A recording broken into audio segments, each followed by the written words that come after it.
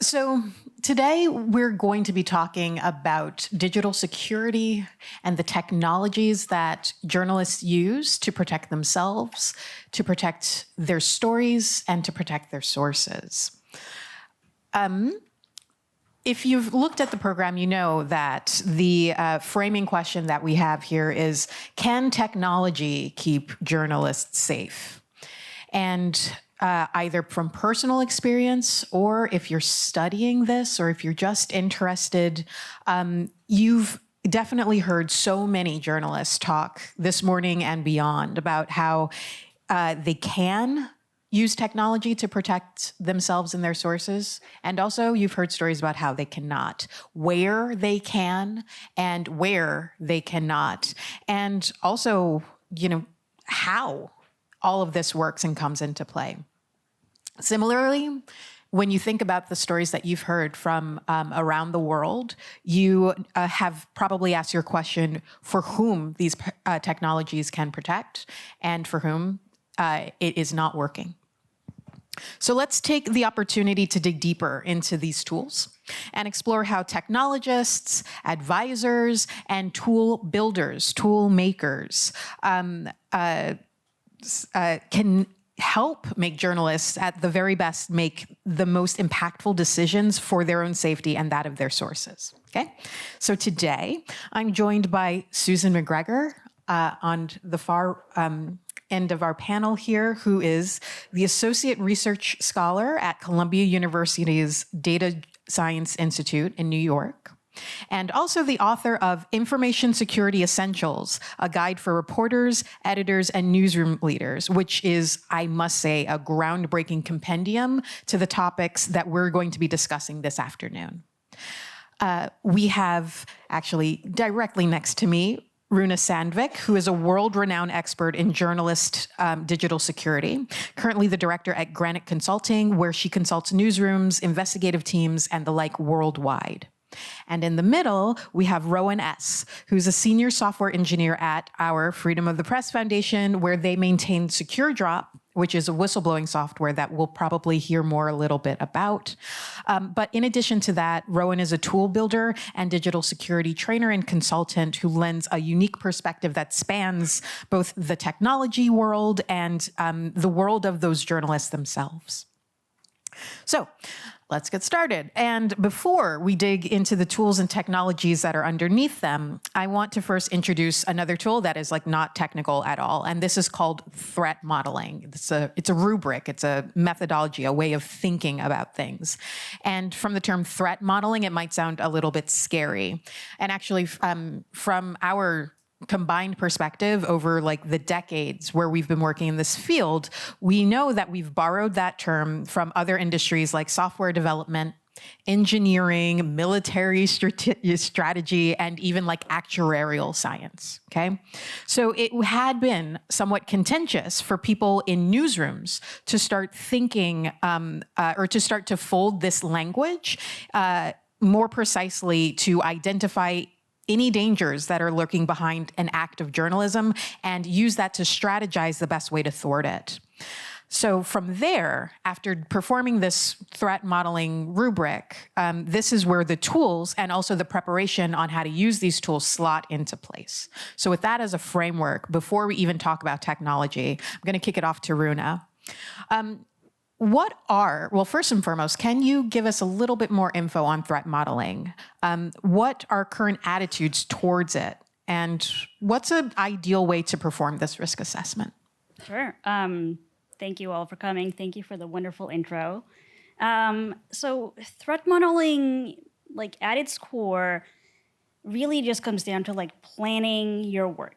It's planning how you're going to work on a specific project, how you're going to report a story, how you're going to keep yourselves, your data, your communications, and your sources safe, how you're going to travel safely.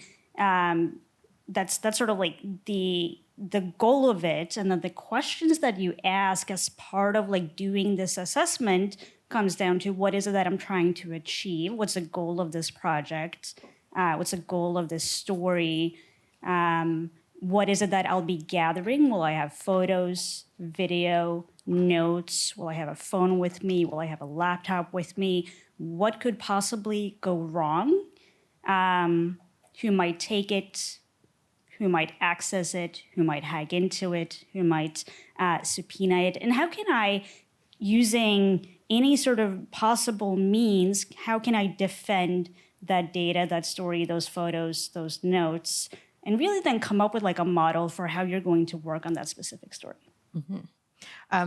Okay, so walk us through what that might look like in terms of like what you've seen recently. So there was a case in the fall of 2021. Two Norwegian reporters went to Qatar on a reporting trip. They were looking at the conditions of migrant workers ahead of the World Cup. They were there for about a week, meeting different subjects. They did some live streams, took photos, took videos, gathered a lot of notes. As they were leaving their hotel and heading to the airport going home, they were then arrested, held for 30-something hours, had all of their gear seized, sent home without it. And when they did get the gear back, I think about 6 weeks later, the material had been deleted. And if you think through how they might have prepared for that trip, they would have talked about like logistics. How are we getting there? We need flights. We need a place to stay, probably a rental car. They had talked about whether or not they need journalist visas. They had a communications plan with their editors, right? How are we going to check in every day? What's our protocol for if someone doesn't check in? They had a plan for that. The fact that the gear was seized, I don't know that there's necessarily anything they could have like done to really like avoid that scenario. It's like if it happens, it happens. But they could have, and in my opinion, should have had a plan for how to secure the material that's on that equipment, the photos and the videos. And I think we'll talk a bit more about that. Mm-hmm. Okay. All right. So you're starting to kind of get the idea of what kind of questions are in a risk assessment. And also, when you don't have them, what's at stake, right? I guess we can come back to it a little bit later, but if you want to talk about like any elements of surprise, like even if they did have the best, risk assessment already figured out, what kind of elements of surprise could upturn an otherwise good risk assessment? I think it is really hard to think about like every possible what if scenario. For one, it's like time consuming. It can be fairly overwhelming. You do need to have a lot of information about all the different things that could go wrong. And at some point, you also still just have to decide that you're going to go pursue the story and decide that like this is enough planning. Because you can like plan something into eternity and never actually go do the story. So at some point, your planning has to be good enough. And like I just said, right? You can't like plan for a scenario in which you avoid getting arrested. Like if you get arrested, you get arrested. So then the question is, well, how can you prepare for that specific scenario? And are there any like apps or tools or processes that you can put in place to make that scenario as safe as possible? It's certainly going to be like scary and uncomfortable and potentially dangerous, but like how can you like make that still as safe as possible? Mm-hmm. Okay. So I guess like the devil is in the details, right? Especially when you're thinking about what tools you need to have in order to mitigate those risks, in order to minimize the amount of damage when a surprise happens, and in order to protect what is ultimately needed to get that story done, which is not only the journalist and their safety, but also, the information that they gathered when out there on that reporting trip, right? Well, let's continue to talk about those tools. Susan, actually, I'd love to kick this off to you.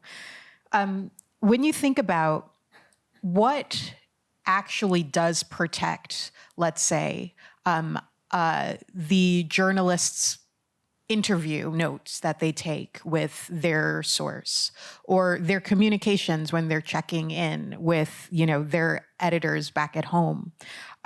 Things about data protection, blah, blah, blah, blah, blah, accessibility, especially when traveling. What would you say are fundamental tools that a journalist should have at the ready? You mean particular apps and technologies, or? Yeah. So I think one thing is that perhaps it's in the headline, right? But encryption, I think something that we talked about a little bit before this panel is that encryption is everywhere, and encryption is kind of necessary for all of these things, right? So many of you, may have heard about various apps and technologies that use encryption. Actually, everything uses encryption. When it comes to computing, it's the only way we really have to secure anything, and it's the only way we have to delete anything short of setting it on fire. The things that mostly, I think of using are certainly encrypted communication tools. It's great that we have wide adoption of things like Signal. It's now default on most modern phones that it's going to be encrypted by default with your passcode. That used to be something you had to set manually. You had to opt for it. And then, I think to go back to what Runa was saying, to me, information security is really, it is about planning.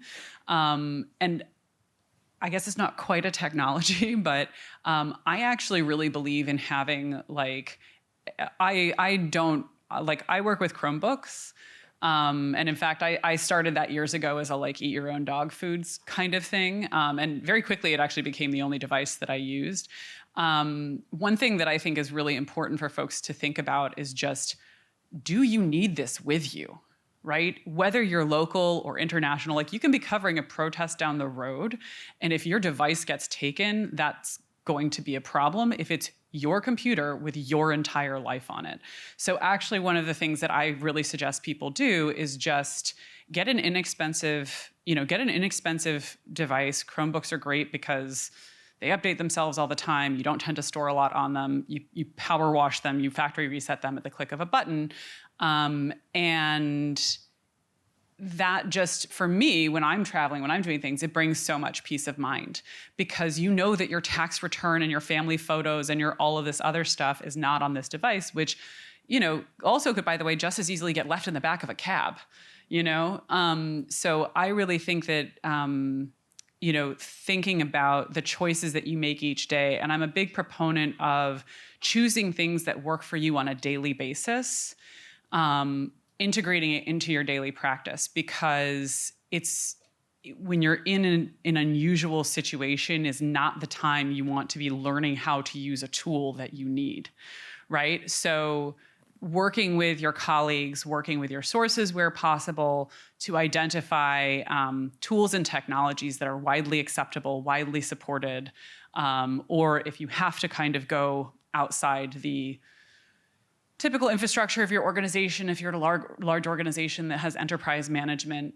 what those special cases may be, but try to just make it part of your everyday life, and make sure that you have an encrypted messaging tool that you can rely on and use with the people you need to. Make sure you have those passcodes set up. And as I say, I would have a field device as much as possible, right? If you can have a field computer, if that's something that you tend to take with you, make it one that doesn't have the rest of your life on it.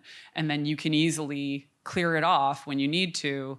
And if something happens to it, you haven't lost everything. So I don't know if that answers the question. No, that's a great place to start. Mention Chromebooks specifically because of their ability to, they usually don't keep too much data on the actual computer, and instead it's all linked to a Google account, right? Which, you could probably set up to make sure that it's not your entire life's Google account, but one that's specific for the purpose. Yeah, I want to just acknowledge here, there's no one size fits all, right? When I wrote the book, there's a reason why I wrote it in 3 sections for depending on your job role, because it's different. And to be perfectly blunt, it's also because that's the people that I know who run security companies, that's what they do. Not speaking for Runa, but it's what I do. Yeah. So, it's they're cheap, right? Like that's the other nice thing. They're extremely affordable. And so, it's not something where we're saying go out and you need a $10,000 device to do this. Like get an inexpensive Chromebook, set up a Google account that is dedicated to the work that you're doing. Again, as much as you're able to compartmentalize and travel light, even if it's around the corner, the less you have to manage, the more likely you are to be able to manage it well. And the less you have to lose if something goes wrong. Any more to that? About compartmentalization or Chromebooks or anything else? And also I'm curious to hear about, okay, so that's like the computer that you take. And also I can imagine in your scenario, given that it's cloud-based, it would probably be a little bit easier to set yourself up for success if you were working with a computer that would automatically sync a lot of that data to the cloud, I guess.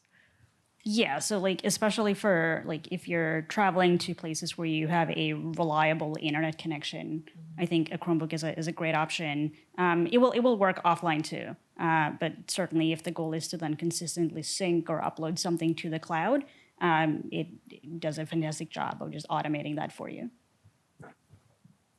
Yeah, thanks so much. If I can jump in and just zoom out a little bit. Sure. Something that I really like that both of you talked about is both compartmentalizing and prioritizing. And I think in the context of risk assessment, when we start thinking about, I'm going to overhaul my whole life, I'm going to get a new computer, I'm going to choose all these apps, it can become very overwhelming. And I think my favorite things about risk assessment are the ability to prioritize and specifically prioritize the things you want to mitigate rather than trying to tackle everything at once. So this whole domain can be overwhelming and monolithic, and I think breaking it down, as you said, into small steps, like what do I need to perform this task, what do I need for this upcoming trip, can also help you tease apart like the likelihood of a certain problem, the impacts that it will have, and prioritize what you want to do next. And I think that the underlying principles of what you're saying in terms of like this particular device will help me accomplish this task can be applied whether or not we're talking about Chromebooks or other devices or even analog tools. Mm-hmm. Okay. Love to hear more about burner devices and analog tools, and we will get to that. Well, actually, okay. So let's talk about burner devices before I ask my next question. So we have this like separate computer where we decide to go with a Chromebook in this scenario. What about the phone that you use? A lot of people do ask if it's okay for me to bring my phone to the protest down the road, or to an entirely different country where that it's possible that that device may be taken from you. Is it's still okay to bring that device in that case? And in which case, if it's not, what do you suggest people do? Sure. I think the number one question is sort of like what is the goal of the phone? Because I think oftentimes people will use the term burner phone and mean anonymous phone, never ever linked to me. I only ever paid cash for it, and I use it in such a way that it cannot be linked back to me. Very hard to do, bit of a different use case. So if I'm just going to now talk about a travel phone. And so for me, the goal there is, and I think the first question becomes, if I'm traveling to London and I bring my phone, if someone takes it from me, if it's lost, if it's stolen, if it's seized, if I'm forced to unlock it, number one, how likely is it that happens? And then number two, if it does happen, how concerned am I about the material, the apps, the data, the photos that are on the device? For a lot of the trips that I go on, I'm not very concerned. I travel with that phone, totally fine. Then the question is, for certain trips to certain countries, for certain purposes, projects, I may decide that that's not fine. I am not okay bringing my usual phone and putting myself in a situation where that might be lost or stolen or seized or then unlocked. And that is a case where I would have a travel phone set up just for that trip with what I need access to for that period of time. Okay. All right. So I did want to bring it back to the feasibility of this, because in an ideal world, that would be, I would have like a bajillion Chromebooks. I would have several travel phones, and they're all new iPhones and they're perfect. However, we know that for a variety of reasons, that's beyond reach. It could be beyond reach because you are a freelance journalist and you do not have the funds, right? It could be beyond reach because you are, you cannot bring that particular technology into the place where you're going. There's a number of, or it could be, that the news organization that hires you, like this big, like think a AP or a Bloomberg or whatever, although they're pretty good at this, but still hypothetically, they decide like, nope, you have to have this corporate device. I'm sorry. Have you ever, navigated these, the clash of like what's ideal and ultimately what's realistic in any of these situations? And what would you recommend? Yeah, absolutely. I think coming back to what you said earlier, Susan, about different profiles and different types of organizations, there's a huge distinction between the smaller investigative news outlet and the larger corporate newsroom, and we can get tempted to creating one-size-fits-all advice, which, as you alluded to, does not work. And so in the case of a smaller investigative outlet, like some of the ones we heard from this morning, just the challenge of procuring up-to-date devices, even having reliable backup systems, just having the infrastructure in place can be a significant financial hurdle. And in that case, not from a perspective of risk, but from a perspective of resources, you're thinking about more like a small business versus a corporate newsroom that has enterprise device management, and you're thinking about a different set of concerns. And they could both have a very similar risk profile in terms of the severity and intensity of the threats they're facing for their investigations, but they could need very different types of tools. Another thing that isn't directly related to, how do we procure phones and computers, but that's related to just the infrastructure of newsrooms is we're seeing the trend of physical newsrooms closing down, work shifting to remote, work from home, dispersed, and so on. I'm glad you mentioned that. Yeah, or even the context of working in a physical newsroom not being safe the same way that it perhaps has been in some regions in the past. And so because of all of that, because of all of those changes, the tools that we make have to adapt to the new context.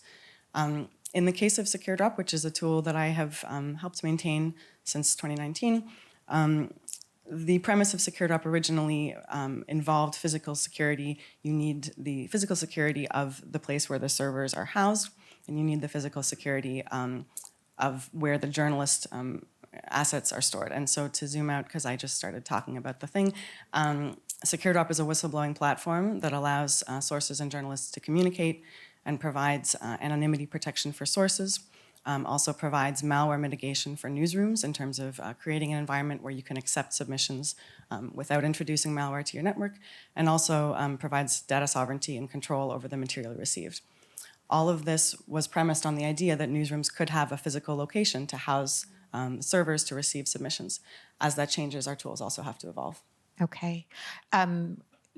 What does actually, that's a really, really compelling thing that complicates a threat model, like where you physically are safe to do your work, and how that affects the threat modeling around building the corresponding tool. Can you give us an example of where that works really well, but then where that model falls down from a SecureDrop perspective? Yeah, absolutely. So we're a bit cagey about specific stories that have come through SecureDrop for obvious reasons. As the maintainers of the tool, we have no visibility into individual SecureDrop instances, and so we rely on journalists to tell us, hey, by the way, that thing you read, that was pretty good, thanks a bunch.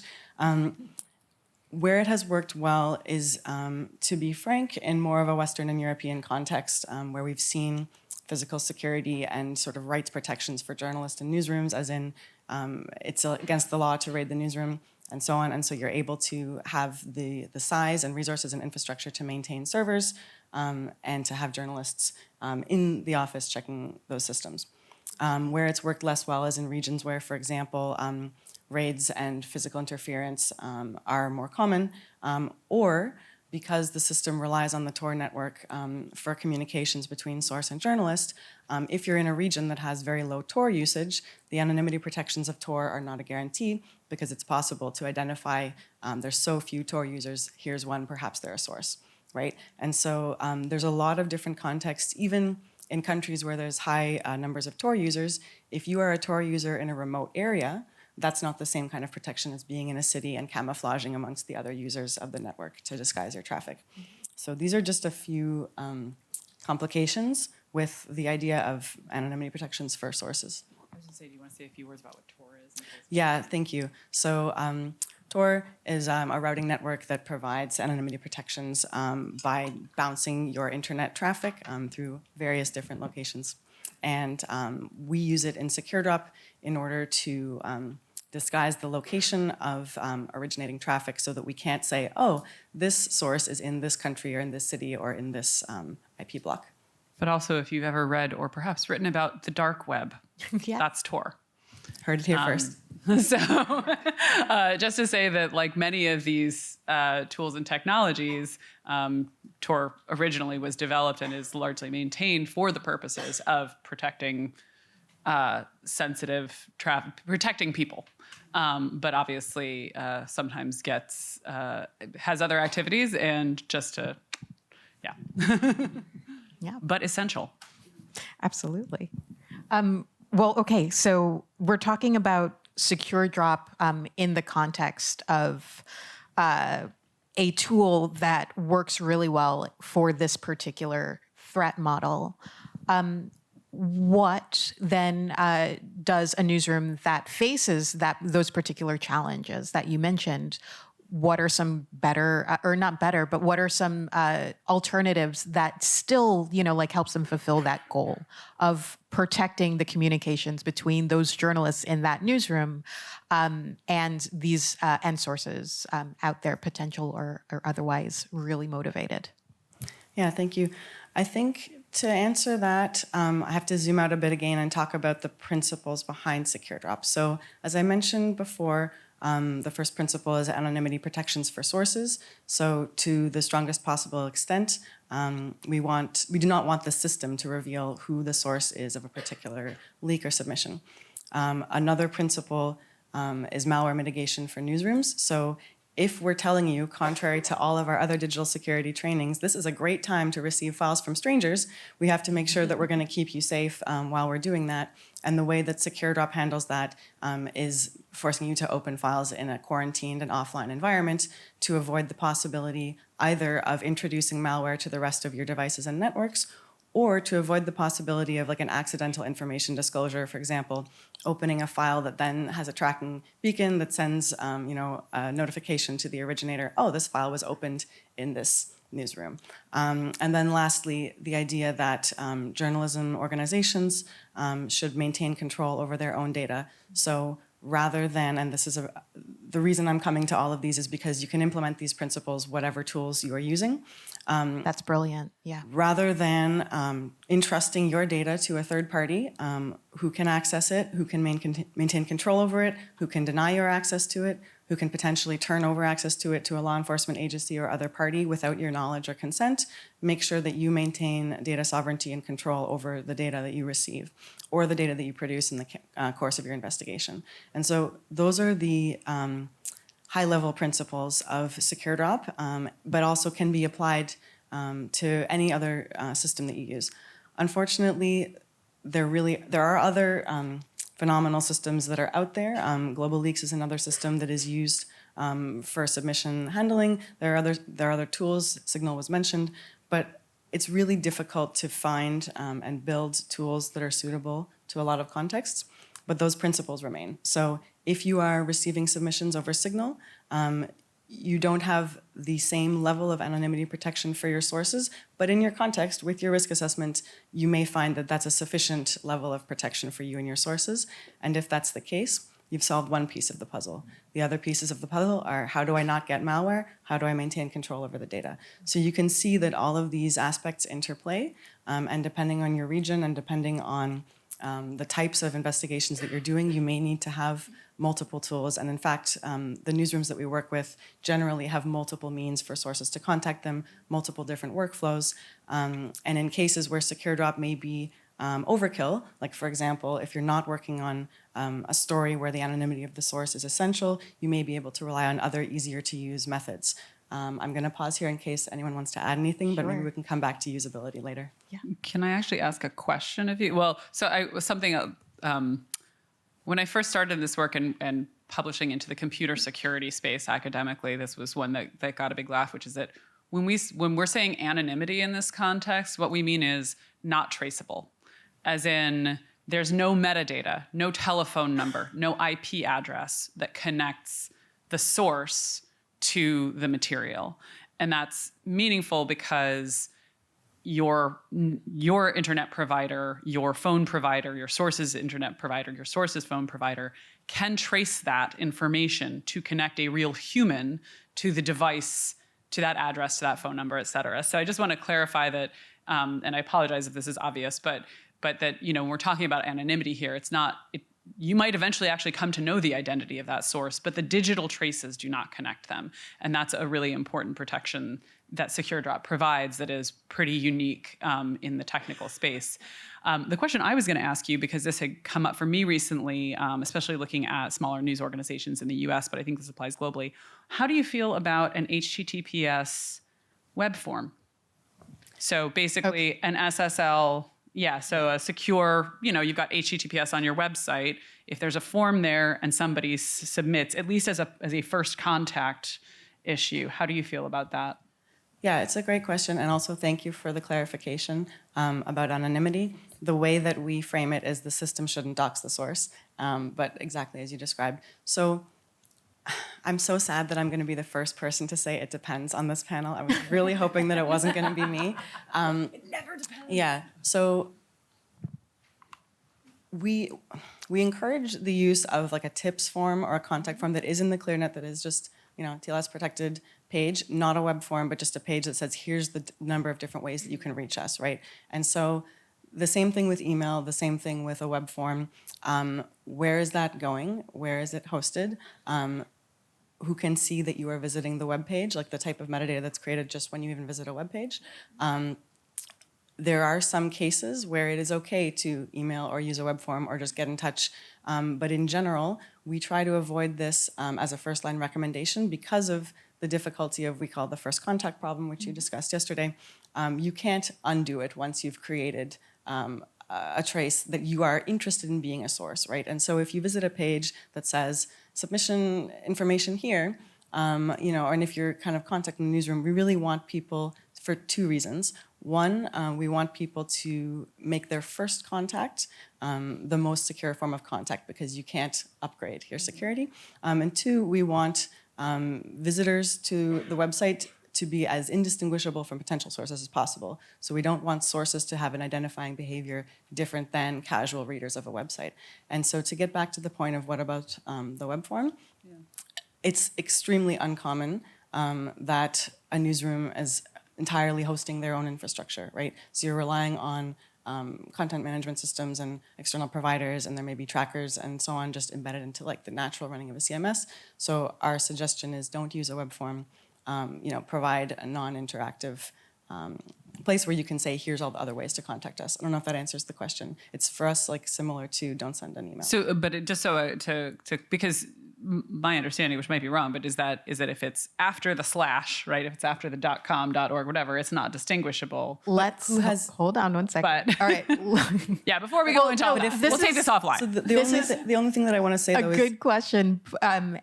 Let's unpack a little bit of this for the sake of conversation, because ultimately what we are discussing is what we call first contact conundrum. And if someone decides that they are going to, as a source, enter into an unsolicited, relationship with a journalist that they admire, that they trust, they are inclined to go to their website and find the most easy way to reach that journalist, right?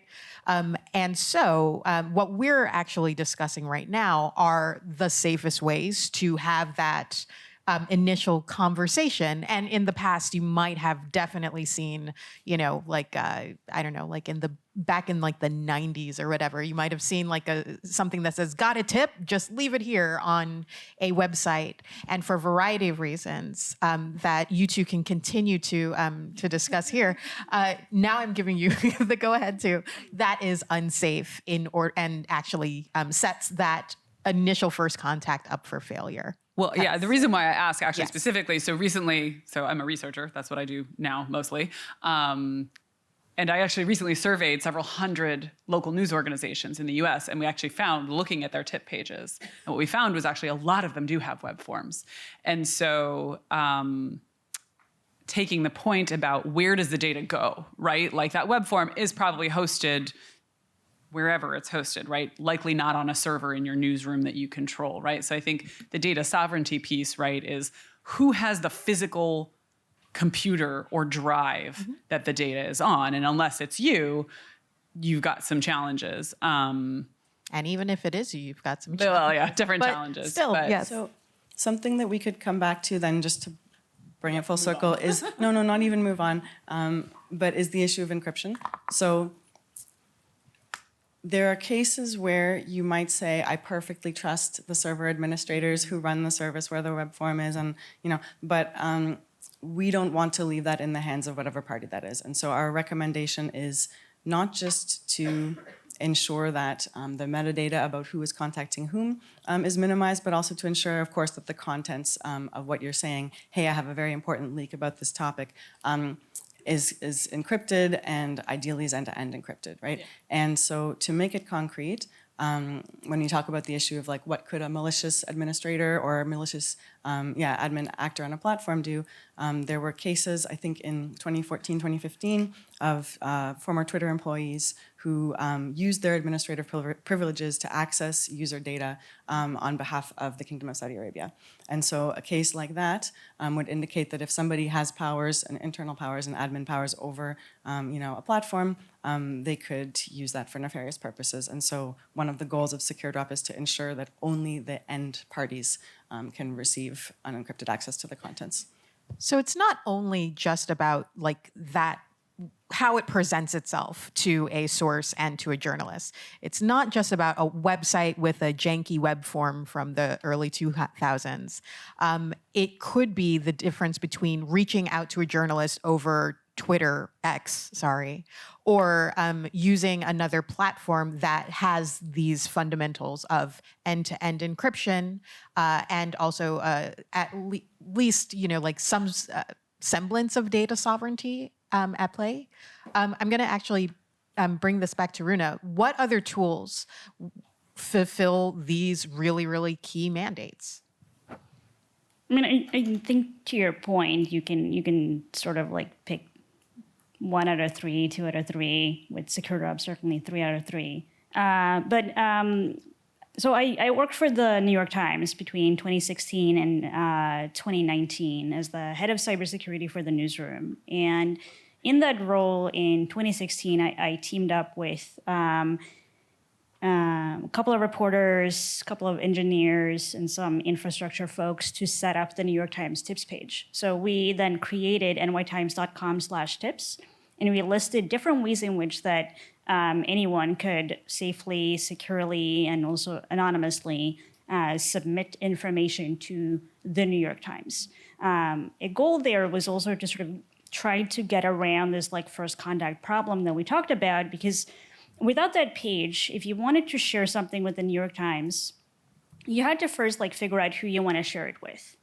And then you had to find a way to contact them. And then you had to like call them, DM them on Twitter, send them an email again, try to call one more time, maybe leave a voicemail. It became really difficult, one, to get a hold of some of them.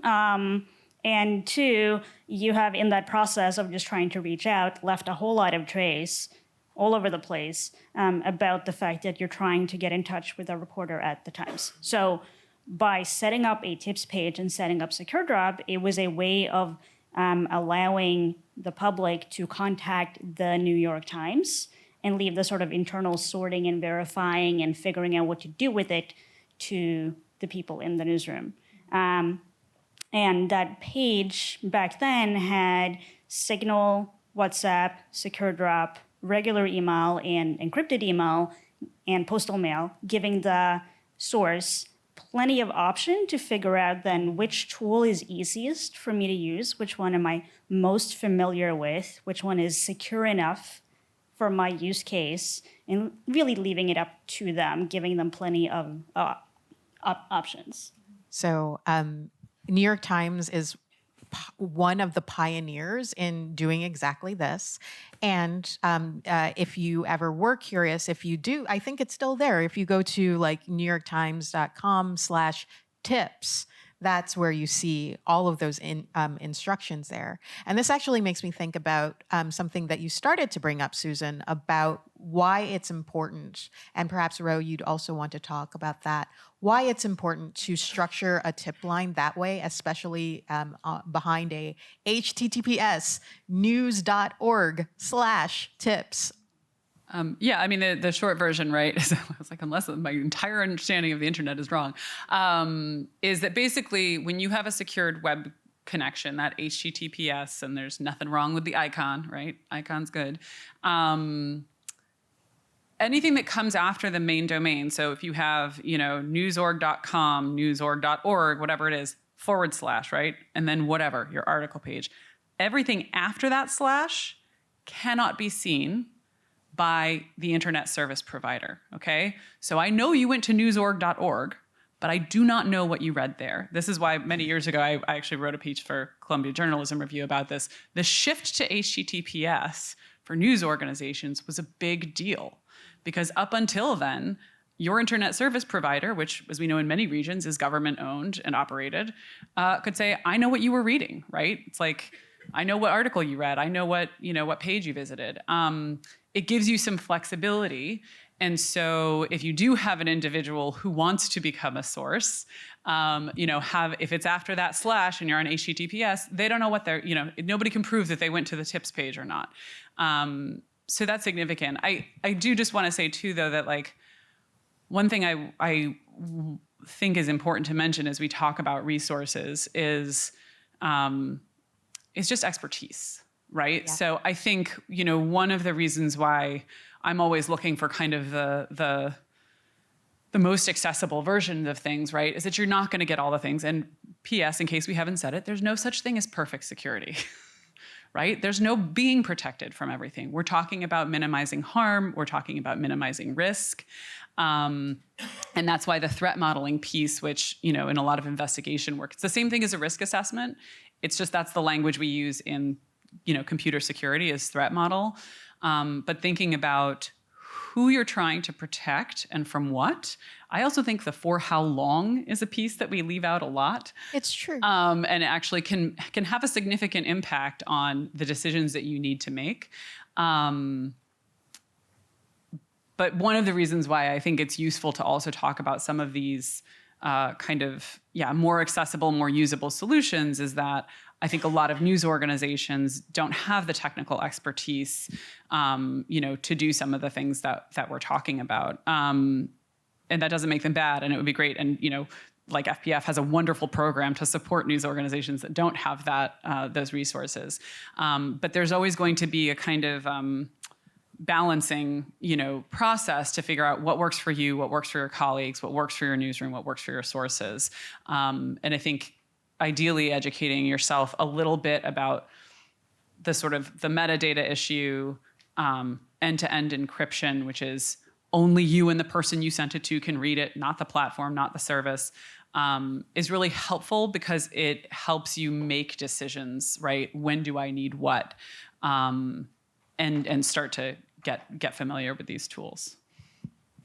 I absolutely agree. And I think what's clear even in this discussion is just tool makers can't discount usability impacts. The fact that it's so difficult to tease apart all of these nuances, the fact that we also have to say, oh yeah, and by the way, don't do any of this on your work computer if you have one, don't do any of this from home if you can avoid it. Like there are so many difficulties and nuances. And I think that as the risks change and as we try to be better with the tools that we create, we really have to focus on usability. That's, and actually, thank you for summing up exactly what I was just going to say. There's a lot behind how these principles ultimately express themselves in tools that we take for granted. The very, very fact that what Susan described about, having a secure connection on the internet and HTTPS and all that, we take it for granted because we just don't see like this warning triangle. And otherwise, that's it. Signal is in everyone's hands, Signal or WhatsApp, right? And this provides that hard fought end-to-end encryption that we are telling you is so important. But so now let's actually, so I have two questions I'd love for you all to address, which is, as tool builders especially, what do they need to keep this continual lines of communications open, where you have what you need to build the tools that people can just take for granted given everything that's behind them or that goes into them? Yeah, it's a good question. It's a hard question. What do we need as tool builders? Mm-hmm. So I think a few things. As I mentioned, usability is a huge concern, and the feedback that we get from the organizations that use our tools or that use tools in the community and share their information with us, that's invaluable, and we appreciate it and we need more of it. I think that for those of us who've been building tools that have focused on traditional Western, North American, and European newsrooms, we're playing catch up, and that's not the way that it should be. And also, there are threat models that are really, really hard to solve for, that we all need to be trying to solve for. It's really difficult from a technical level to solve for situations like browser-based encryption, which we don't have a great story for, but stay tuned. Or to solve for things like, how do you handle it when you need to put things on a server and you're not sure if that server is going to be rated, or you're not sure if there's going to be snapshots taken of the disk and RAM of that server. Like, how do you solve for those contexts? Those are genuinely hard problems, and that still does not excuse a lack of usability or a lack of accessibility in different contexts. So I think what tool makers need and what we're trying to work towards is tools that can be more easily deployed in more different contexts and that are less of a maintenance burden on users, tools that are localized, and tools that take into account different sizes and scales. We also can learn a lot. So we've talked a lot this morning already about changes in the Western newsroom context. These changes may be new to us, but they're not new to all regions around the world, and there's a lot that we can learn from newsrooms who have already been grappling with the kind of threats that we're alluding to since time. Yes. And so we can learn from them, we can value that as technical expertise and appreciate it and make sure that's not just a one-way exchange. We can just make sure that our tools are suitable for a variety of different contexts. Yeah, that's a whole word, and I would love to unpack that seriously. Because what else do we see, technology notwithstanding? And I have full faith that engineers like Rowe and those on their team will solve problems like browser side and, end-to-end encryption. Don't say solve. Just say work on. Well, you'll get there. But that said, how do you solve for, authoritarianism, where you can't even bring that technology into a place? How do you solve for legal threats to encryption, which we see popping up here and there? Hopefully, we mallet them down, but they continue to pop up. And I'm sure there's plenty of threats on the horizon. And I'd love to hear from our researchers and consultants and people who evangelize the power of these tools. How do we continue?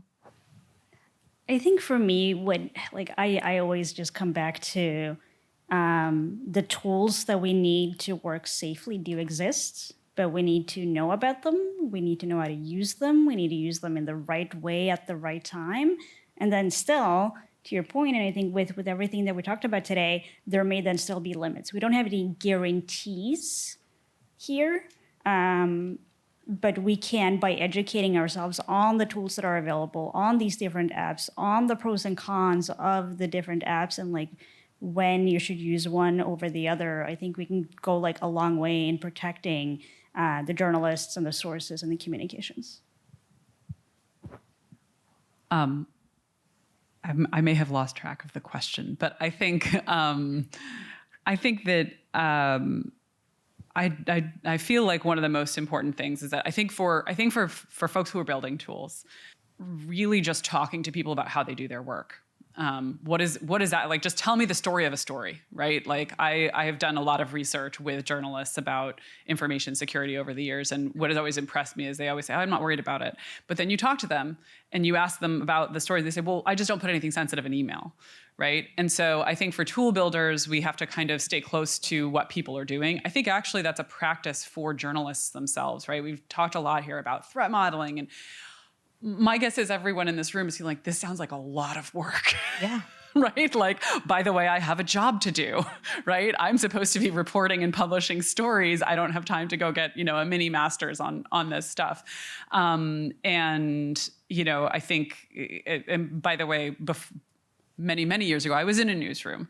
And I worked at the Wall Street Journal for a number of years, and that was part of how I came to this work, the information security for journalists. And that's one of the reasons why I would say I think it needs you do little bits at a time, but make it part of your regular workflow. When I joined the Wall Street Journal in 2007, there was a rule that we all had to work from home one day a month. And the reason why is because the offices were right next to the site of the September 11th attacks in New York City. That office was closed for well over a year. And so it was understood as part of the continuity of the newsroom that you had to be able to work remotely. And you don't do that by saying, a crisis happened, now do everything differently, right? So if you think about it as a holistic practice, I'm not saying, ditch your computer and go get a Chromebook. I'm saying, if you can, get a Chromebook, right? Start by taking it with you sometimes. See what happens if on a small assignment, you just use that, right? Like I said, I did that as an experiment. It turned out, and eventually it became the only thing I needed, the only thing I used. I didn't even notice. So I would say also that for the journalists, there's enormous power also in that experiment, in reflecting on your own work. What are you actually doing? What are the tools that you're actually using and not actually using? Because that will tell you the story of what you need.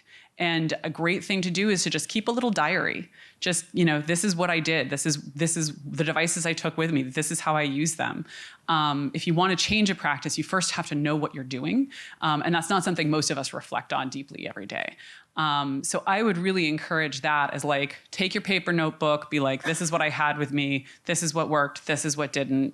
And you can use that as a tool later on to go back and say, okay, here's some places where there might be room for change. Or great resource to share with our friends here, to help them understand what needs solving in your space. I'll end with a plug for one of the reasons why when I first came to Columbia, I was with the School of Journalism, and why I started working with researchers is because I was like, free help. So I really do encourage you. I was really impressed when I started doing research into this. The computer security community globally is extremely interested in supporting the work of journalists. And, send me an email. Like, I'll put you in touch. Like, the point is that there are people who are extremely interested in solving these problems, both in the nonprofit world and in the academic world. And what they really need is a clear understanding of what you do and how you do it and where you need support. And so those partnerships, especially in these times, like, free help is always good. And you can find some really, really valuable resources. And that's something we've done in the past. But, I just really encourage you to think about that as an option, whatever kind of situation you're in, freelancer or organizational. So. Okay. Thank you very, very much. I'm going to conclude by really encouraging you to reach out to any of us with any further questions about some of the technologies or methodologies that we discussed here, or want to talk about threat models of your own. We're here today and tomorrow. And thank you very, very much to Susan McGregor, Rowen S., and Runa Sandvik. Thank you.